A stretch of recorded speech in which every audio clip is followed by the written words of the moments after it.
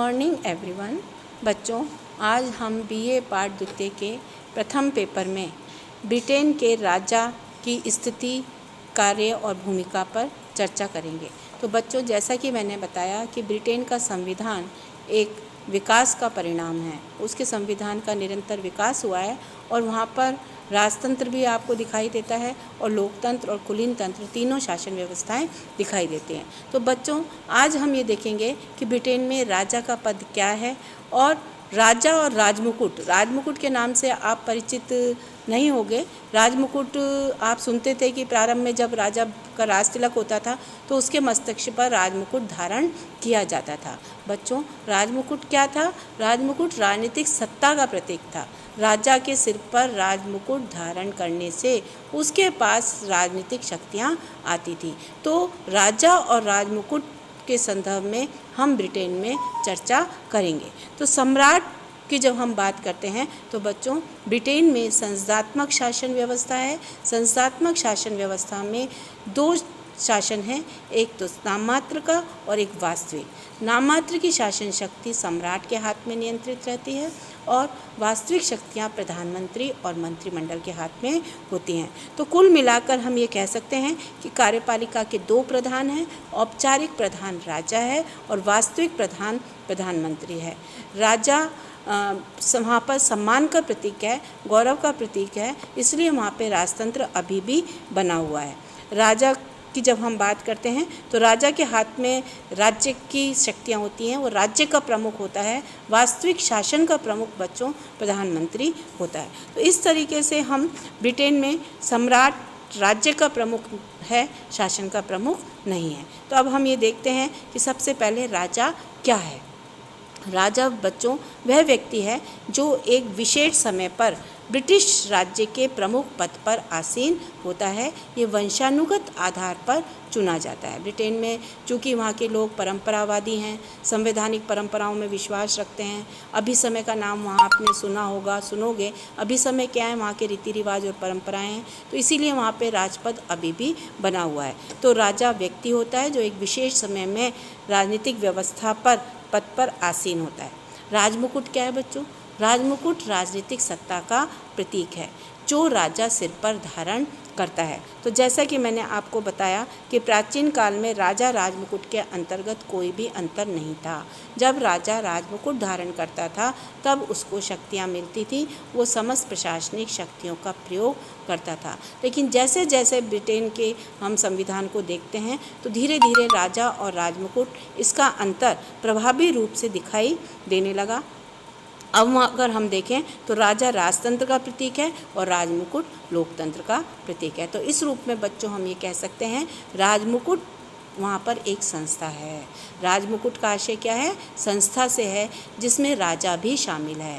राजमुकुट में राजा, प्रधानमंत्री, संसद, लोक सेवक सभी शामिल होते हैं जो कि लोकतंत्र का प्रतीक है। ये सामूहिक रूप से कार्य करता है जबकि राजा व्यक्तिगत रूप से काम करता है। तो ये सारी स्थितियाँ जो हैं बच्चों वो हम इसके अंतर्गत अध्ययन करते हैं। क्या आ जाता है यार। अब हम दूसरी बात जब देखते हैं तो ब्रिटेन में अपनी जो यात्रा शुरू करी, शासन की जो यात्रा शुरू की, वो बच्चों संवैधानिक विकास में हमने देखा कि राजतंत्र से ही शुरू करी। धीरे धीरे वहाँ पे बदलाव आते गए। कभी वहाँ गणतंत्र आया, कभी लोकतंत्र आया, फिर पुनः निरंकुश राजतंत्र आ गया, फिर वहाँ पे लोकतंत्र आया, मॉडल एक पार्लियामेंट का उदय हो गया। तो इस तरीके से इसके संवैधानिक विकास को हम देखें तो आज वहाँ पर लोकतंत्र है। व्यक्ति के रूप में जो शक्तियाँ राजा को प्राप्त हैं वो अब वहाँ पे संस्था के रूप में राजमुकुट को प्राप्त हैं, क्योंकि राजा का स्थान किसने ले लिया है? राजमुकुट ने ले लिया है और राजा राजमुकुट का ही एक भाग हो गया है। ब्रिटिश शासन व्यवस्था के वास्तविक स्वरूप को राजा और राजमुकुट के भेद के बिना समझा नहीं जा सकता, क्योंकि कई बार ये प्रश्न आपसे पूछा जाता है कि ब्रिटिश संविधान का सबसे बड़ा अंतर है राजा और राजमुकुट का, इस कथन की समीक्षा कीजिए। तो इस रूप में हमको ये जानना पड़ेगा कि राजा क्या है और राजमुकुट क्या है, दोनों के बीच में अंतर क्या है।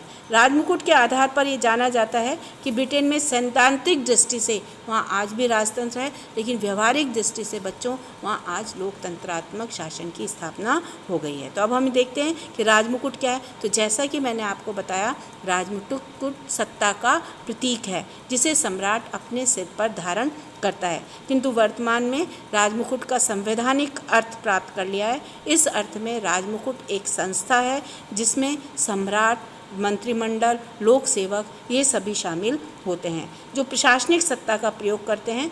प्रोफेसर मुनरो ने राजमुकुट को परिभाषित किया है और उन्होंने बताया है, राजमुकुट वह व्यक्ति है जो न तो मरता है और न ही शरीर धारण करता है, क्योंकि इसका कोई स्वरूप नहीं है।